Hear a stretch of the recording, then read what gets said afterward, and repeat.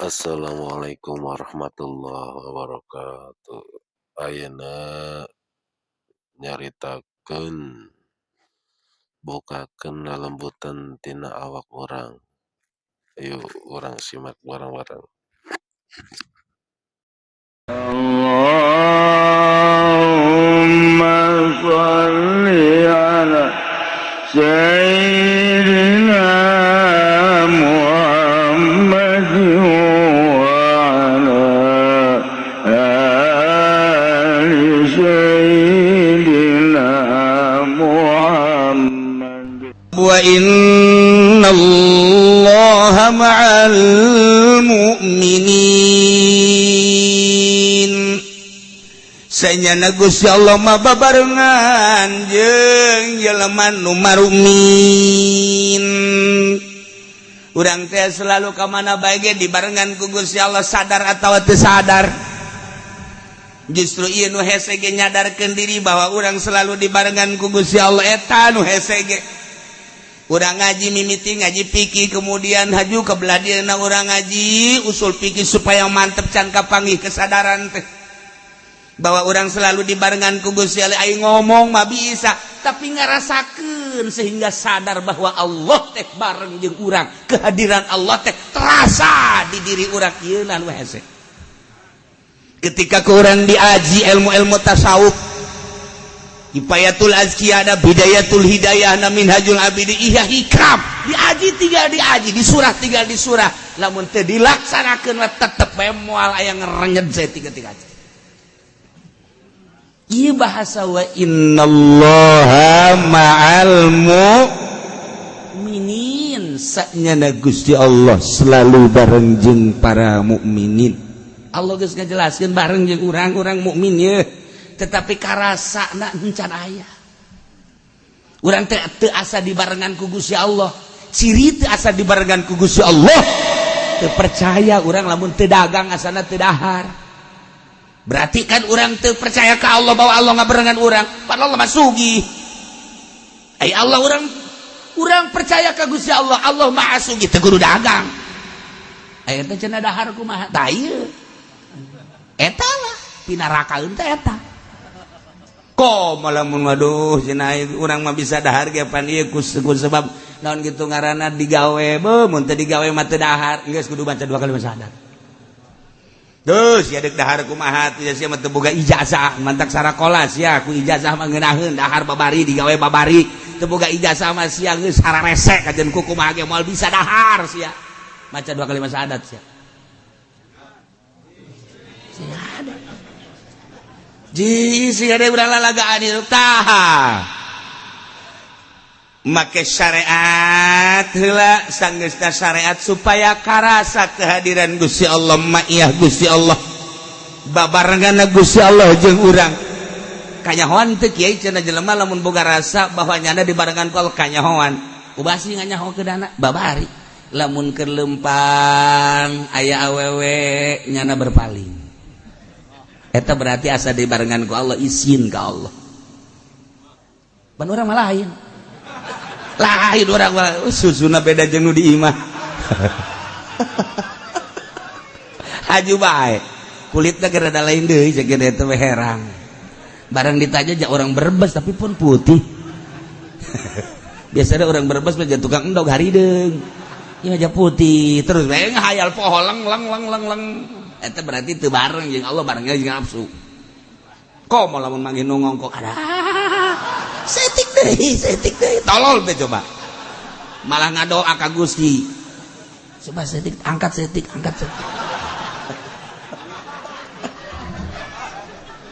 bloon eta kos gitu nah eta lah jauh jeung Allah hayang nyaho bahwa jelema deket jeung Allah ketika manggil larangan berpaling ketika nyana keur kidib nyana eureun ketika aya batur gibah keur ngomong ke batur nyana selalu eureun eta izin ka Gusti Allah selalu bareng jeung Gusti Allah larangan Gusti Allah selalu diperhatikeun di jauhan ta eta ngarasa bareng jeung Allah tinggal kitu bae eta mah geus lamun masih kene jelalatan keranjang matana wow jauh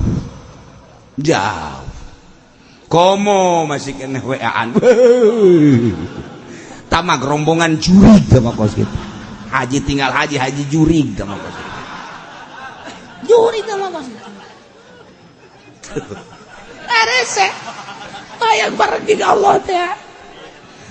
Allah lah ngajelaskeun wa innallaha ma'al mu'minin. Nya make inna huruf taukid cek ngaji amil. Komo di alfiah berarti ulah cangcaya deui, ulah mangmang deui. Yakinkeun yakin nya Gusti Allah selalu bareng jeung para mukminin. Tapi teu karasa. Teu asa dibarengan ku Gusti Allah. Nu mantak teu dikarasa dibarengan ku Gusti Allah lantaran urangna encan pernah ngawauhan Gusti Allah. Atuh lamun jelema teu wau bakal teu cinta, lamun teu cinta atuh bakal moal mantep.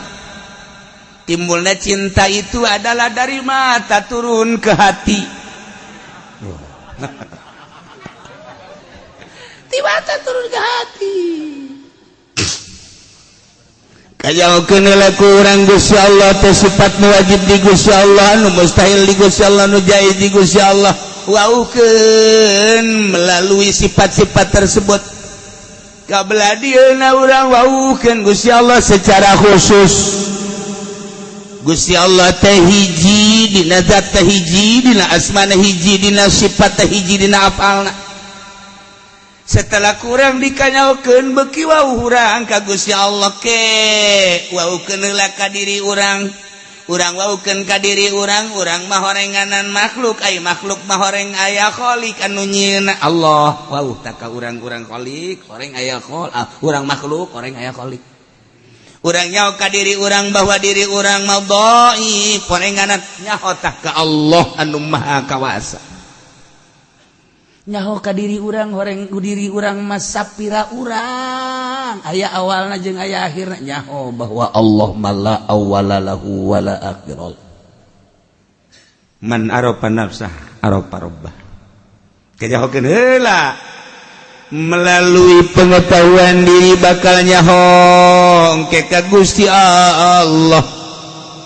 Tuluy ku urang teh diteruskeun melalui tafakur, melalui zikir, melalui riyadhah, melalui mujahadah, melalui muhasabah sesuai jeung aturan-aturanana. Terus ku urang teh spesifikna diperhatikeun menuju ka Gusti Allah. Peuting batur kerek urang mentang mata beunta dalam rangka ngawauhan ka Gusti Allah. Cili-cili anu sok dipake ngadengekeun nutup para rugu kurang dengekeun pake ngadengekeun kalam-kalam Allah. Mata nu biasa pake deleuan sesuai jeung karesep mata ku urang dipake le khusus kana maha kawasaan Gusti Allah.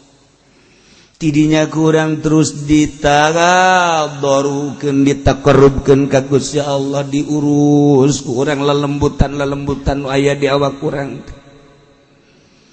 sesuai jeung aturan-aturanana. Di awak urang aya latifatul qalbi latifatur ruh latifatul sir latifatul khafi latifatul akhfa latifatul nafsi latifatul qalb. Tidinya kurang diurus sesuai jeung aturan-aturanana leng-lengan ke urang teu pati ngurusan awak kuari mah ngurusan teh ngurusan batin ngurusan roh. Terus kurang ditafakuran dizikiran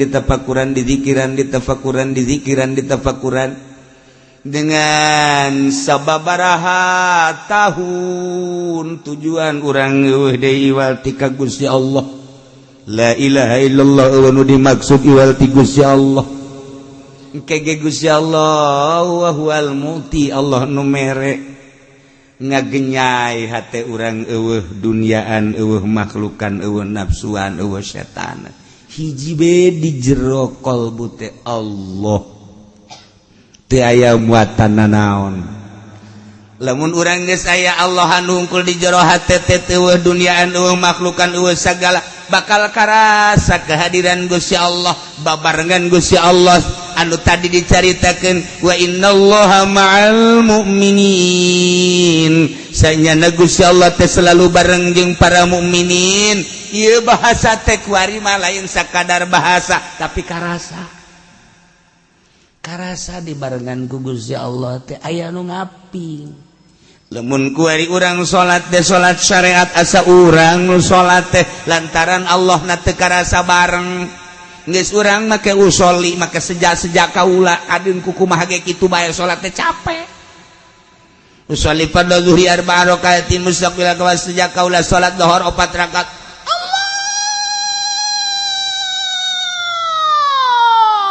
eleh alam pelung mah bar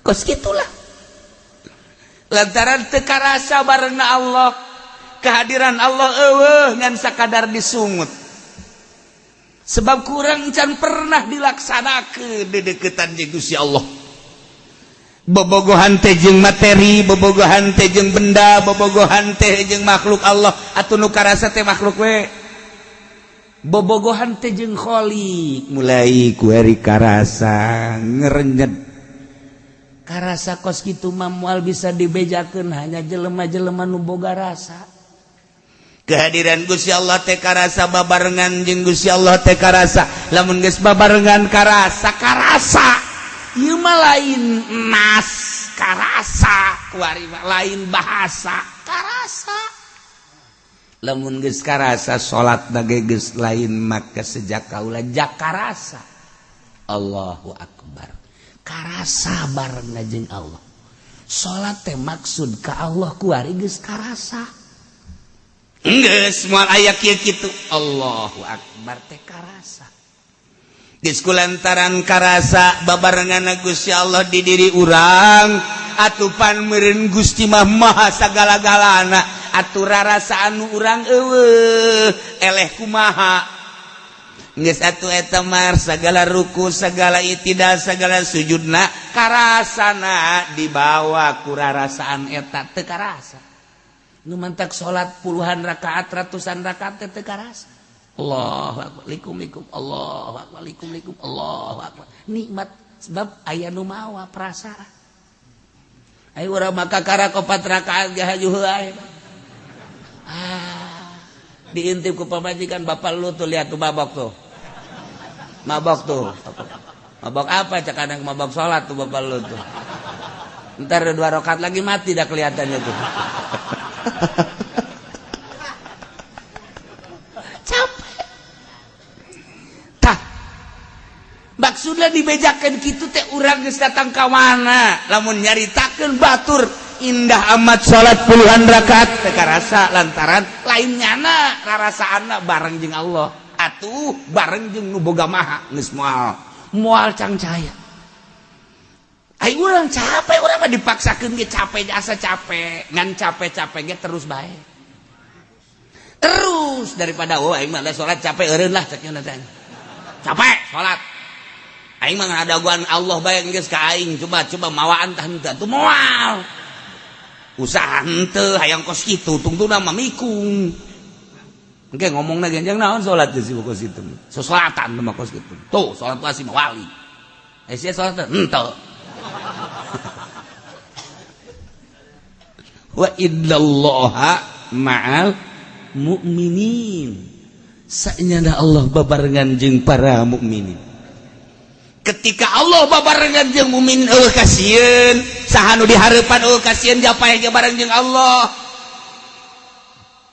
dihareupan ku urang polisi sapira polisi sarua jeung ngahareupan kutil cek walimah nanaonan sok jeung saha deui Tito lawan Tito saha deui leuwih ti Tito saha saluhureun Tito saluhureun ti Jokowi mah presiden sia mah aing bodoh dibawa bodoh ku sia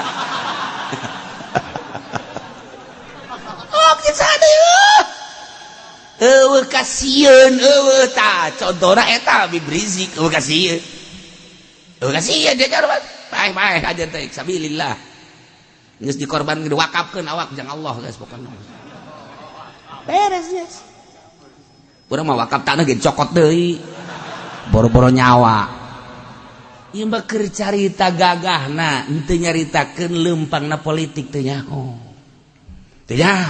ieu keur carita gagahna di negara urang aya nu gagah geus setitik sakitu aya kene nu sejen gegara raga can mararuncul atuh aya nu kuari tararapa kene di Gunung Karang emang teu gagah ujianana ditunjuk doang kunyana keluar seuneu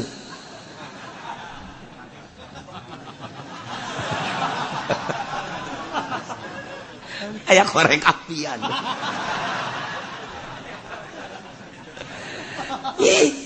emang kumaha kitu lamun Cirebon geus turun Banten geus turun maaf acak-acakan ieu negara Masya Allah bahkan gede na Banten teh dicekel ku para wali Allah tenar dengan Kesultanan Banten cuman inggisna kieu nu kukula geus dicaritakeun aya angin aya cai di Banten teh aya pasir batu berarti ieulah alat-alat jang perang nu nundukeunana hanya wali-wali Allah kuari kieu lamun aya keneh nu tapa di Gunung Karang jeung di Gunung Polosari ieu nagara sa Indonesia aman khususna Pulau Jawa Pulau Jawa aman tetapi lamun geus eueuh nu tapa di Gunung Karang jeung di Gunung Pulosari dua hiji cai engke disaatkeun sama sakali eueuh cai atawa dibanjirkeun pararae mana saat sama sekali bae kuari mah kapan lamun urang ngagali taneuh 1 meter 2 meter aya caian di Cikoromoy mah lamun digali aya caian terus datang ka belah ditu batu Quran lamun kurang digali aya caian tamun eueuh nu tapa di Gunung Karang jeung di Gunung Pulosari saat sama sekali bae puluhan meter ka handap eueuh cai hiji nomor kedua aya cai mangan jadi kanyut mending mana maning eueuh cai sama sekali atau maning babanjiran coba pilih tuh siapa embung kan kabeh tapah henteu musibah embung nah tinggal ditanya we aya keneh eueuh cenah nu kiai teh nu tapana puguh engge teu nyaho ieu bahayana ieu lain lalagaan Gunung Karang teh lain lalagaan Gunung Karang jeung Gunung Pulosari eta mah boga sejarah tah loba jelema anu hayang kaluhur hajut teu balik deui digegel maung ieu ge hiji nek dikaditukeun pakai tumbal Gunung Karang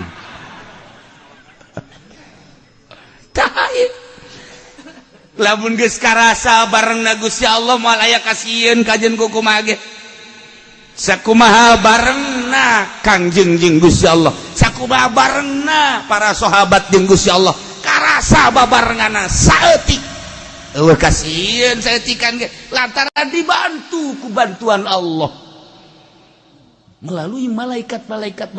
Nah, hanya seperti itulah mukminin ketika perang jeung kafirin. Teu pernah seimbang perang mukminin jeung kafirin teh dina kuantitas jeung dina kamutahiran alat perang teu pernah seimbang. Selalu eleh. Zaman Belanda apa nu dibogaan kurang naon atuh. Nu dibogaan kurang naon. Ti ditu mah murtil geus aya, teh baja geus aya. Dereden gaya dereden bedil manu hiji dong der hiji asupan deui dereden zaman Belanda geus aya dereden urang teu boga tapi kok urang menang make bambu runcing doang kemudian aya hartina bambu runcing teh teu dibagus-bagus kemudian congokna dipapas bacaan walau anna qur'anan suyirat bil jibal au qutiat bil ard balik teruskeun ku aing tiupkeun fa sarua jeung tadi Nah neangan bencek tes eta zaman Belanda kos gitu ente kumaha teh aneh Belanda lewat nah hanya aya mah encek mah hah ada Belanda lewat sini urut sukuna cokot di urut sukuna tah cirian tet buledan tendenan kan dia tak ieu urut sukuna bage bisa ngabunuh di ditu paeh di Belanda di ditu mantap kuari lamun hayang nyaho mun aya hayang ka awewe kemudian awewena embungeun tapak sukuna mana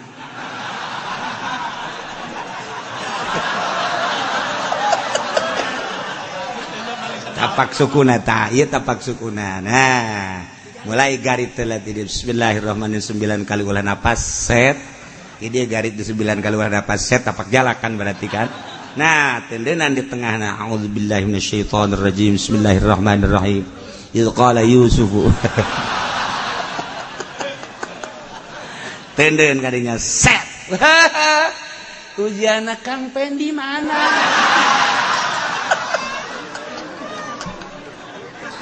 eta bisa kos kitu ilmu Allah Masya Allah karim ye ulah lalawara loba jelema aju terus gendong maya dirinya teu balik-balik eta ilqala main tah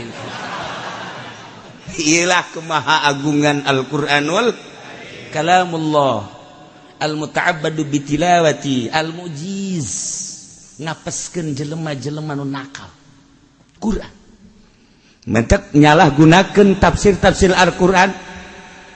Apakah eta politik? Apakah eta memang hanya batu loncatan? Apakah eta memang ingin keren? Apakah cari nama? Apakah cari dunia dan lain sebagainya? Tunggu tanggal main. Al-Quran lain main-main. Al-Mu'jiz ngapeskeun jelema anu nakal terhadap Al-Quranul Karim. Jelema kafir ku Quran ajur ujianana asal digunakeun ku urang nu bener. Komo nu ngarti kana Al-Quranul Karim kemudian nyana seolah-olah nang tangan tekudu ku urang pasrahkeun ka Gusti ya Allah ya Rabbi Gusti jelema eta teh ternyata horenggana teu akur jeung aturan Gusti abdi geus gelut teu wani lantaran jelema gagah abdi mah lemah nyanggakeun ieu Quran nu Gusti disalahgunakeun ku Gusti abdi hayang leuleuh memeh paeh coba hayang nyaho galedeng turunkeun ji bagua al-mu'jiz serahkan ke Gusti Allah serahkan ke Gusti dalakan ku percaya orang ke Al-Quranul Karim moal jadi jelema boro-boro eta kiai anu ngadukung kalau Golkar ajur kamari keur zaman Soeharto ajur inting-intingan sakali deui ajur inting-intingan sakali deui siatan nu neruskeun aing mah toser doang.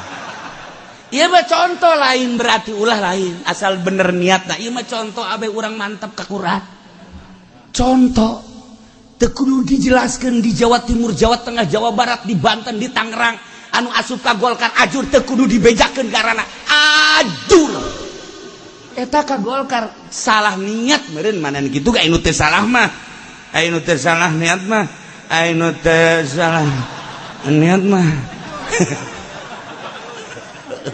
maksud ji ajur takabur aya di nyana gede hulu aya di nyana teu meunang kapanggih jeung jelema anu bener haju ngomongkeun bae nyana acak-acakan pondok tinggal pondok 2 tingkat diganti ku ari ku ayam jago ayam potong ayam ternak teu karasakan kunya ieu mah salah satu contoh lain naon supaya urang yakin ka Al-Qur'an sih ade komo nyalahgunakeun ih kurang mau ringkak bulu sih ade cenah ieu mah urusan politik leg-leg Gusia politik ing teu politik aing nyahona Quran salah ngagunakeun jeung salah tafsiran titik geus beres urusan sia politik urusan sia aing mah aing engke di narakana sia aing mah aing sorga ce pancen babagi aing mah babagi bae ku keyakinan aing tah mah ya aing cenah yakin los leg-leg Gusia keyakinan beres Ci ngadukung Golkar nu salah bae ge niatna kos kitu atuh kok. Meleg-meleg Al-Qur'an. Tinggal didelekeun bulan tahun deuleu. Kula mah dengan keyakinan sebab Al-Qur'an teh kalamullah lain bahasa urang. al muta'abbadu bitilawati dibaca hiji huruf kudu teu nyahona naon bae dibayar 10. Teu nyahona naon teh geus beuh lamun nyaho dibayarna 100 200 sampai 700 sampai nyaho kana rahasia Al-Qur'an cak Gusti Allah geus ulah kudu nyaho aing langsung mayarna bisa hiber sia di dunia keneh. Bisa hiber teh saeutik para wali Allah nu hiber ka Mekah. Di Mekah teu bisa balik deui ka dieu. Lantaran bar di dia ke Mekah mawali kene barang datang ke Mekah dipocot kawalianana tetep bisa ka dia emang aya nu kitu iya tuh meureun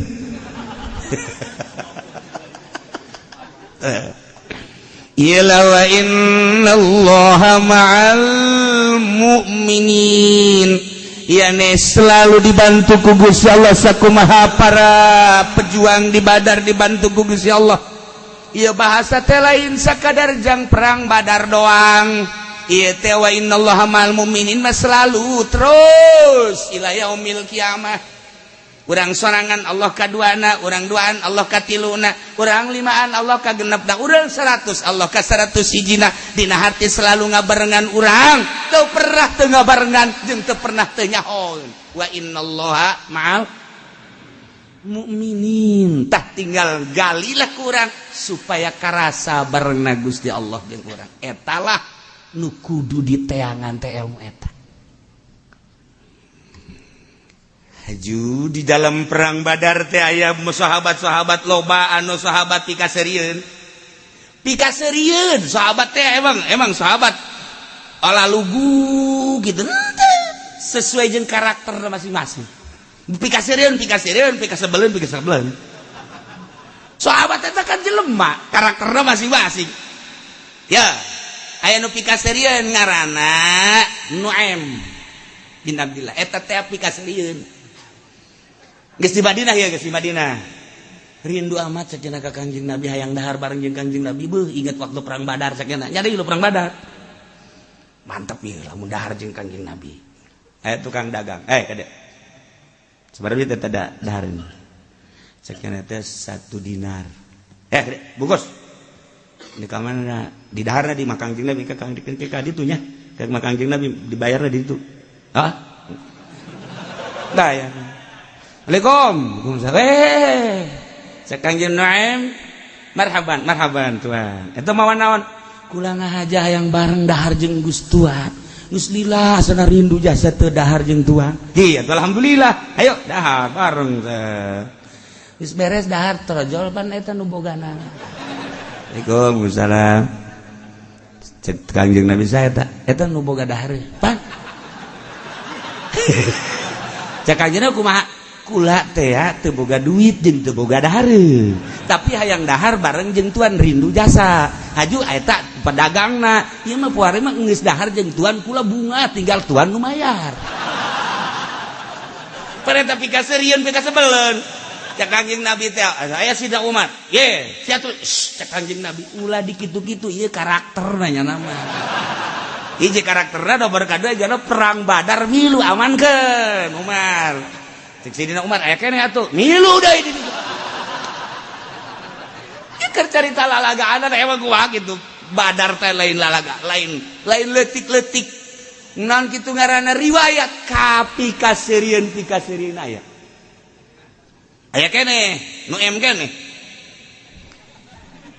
Tiluan nyana em jeung Abdullah jeung Abu Bakar. Nah kieu cek nyana teh dijual we kitu gue ngisi luloh ya. Pikiran kos kitu ya lama. Jual gue ini. Kajian gue mah ge leos banyak. Aya sahabat sugih. Aing boga abid, tapi nya nama teu daekna ku abid. Jadi dijual ngan nyan mah teu daekna ku abid, lamun di abid-abid teu daekeun. Tapi nu jelas nama abid. Ngan lamun di nyebut abid embung geus di dituna bae teh kos kitu. Nah ku aing dijual seberit sekian jadi set mana abidna yuk nyana jauh tuh itu langsung we ku nu meuli teh di talian nah naonna dia Ye, geus dibeli sia. Emang naon ieu? Ieu ka abid. Ih, kula mah lain abid. Ah nyaho adat sia mah.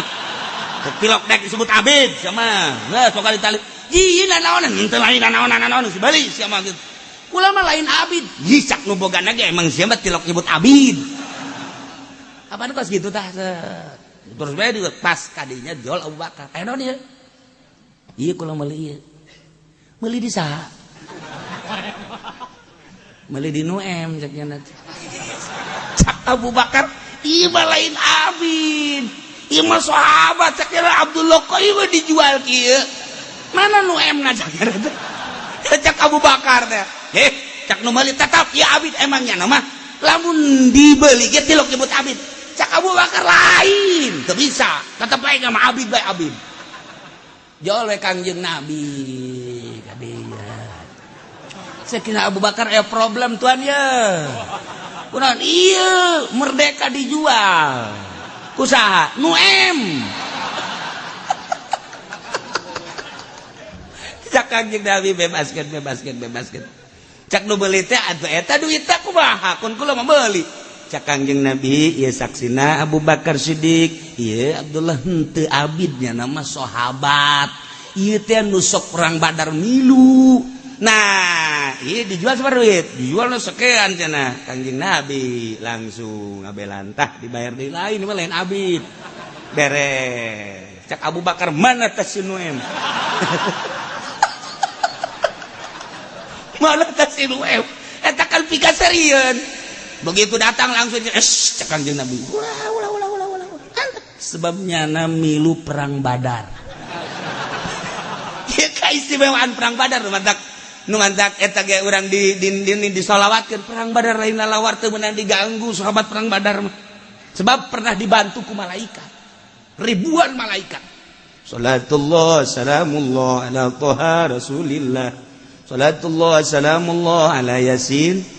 Habibillah tawassalna bi bismillah wa bil hadi Rasulillah. Wa kulli mujahidin lillah bi ahlil bad. Ya Allah, ahli Badar. Teu meunang diganggu cek Kangjeng. Gas. Cek Abu Bakar teh, "Mem. Duit ka mana duit?" Eta kan nu Kangjeng, "Ye, teu bisa." Ya mah hakula cek gitu. Ya keur carita karakter sahabat. Resep eta urang lamun macaan asal bisa ngan hese teh macaan dina kitab teh kan eta ngaligut-ligutkeun hese padahal eta pigasarieun. Nah eta kos kitu. Nah kabelah dieuna Kangjeng Nabi asal kapanggih jeung Nuem seuri. Asal Kangjeng Nabi keur dieu kapanggih jeung Nuem seuri. Ka beneran Abu Bakar, Sidina Umar, Sidina Utsman kabeh araraya. Haju liwat Nuem Kangjeng Nabi seuri. Cek Abu Bakar teh, "Limadza ya Rasulullah? Kunaon ieu make seuri?" Inget gak jual abid. Cak Abu Bakar ge, "Heueuh cenah kula ge. Asal kapagi we jeung Nuem Kangjeng Nabi teu pernah teu seuri. Seuri bae cenah." Eta kalakuanana kos kitu eta. Dahar bareng hayang berkah kudu Nabi nu mayar. Lain abid dijual duitna dibawa ku jana Kangjeng Nabi. Eta batak asal kapagi jeung Nuem seuri bae Kangjeng Nabi mah. Ta eta teh kahibur Kangjeng Nabi ku Nuem. Jadi karakterna geus kos kitu ieulah perang Badar. Masyaallah masih loba keneh ke selanjutna nu pikasarieun dalam rangka sahabat-sahabat nu milu perang Badar. Masyaallah. Ya ayyuhalladzina amanu wallahu a'lam. Alhamdulillahirabbil alamin. Hatur nuhun kasadayana nu tos hadir kana channel Abi. Yuk bantu terus channel Abinya. Assalamualaikum warahmatullahi wabarakatuh.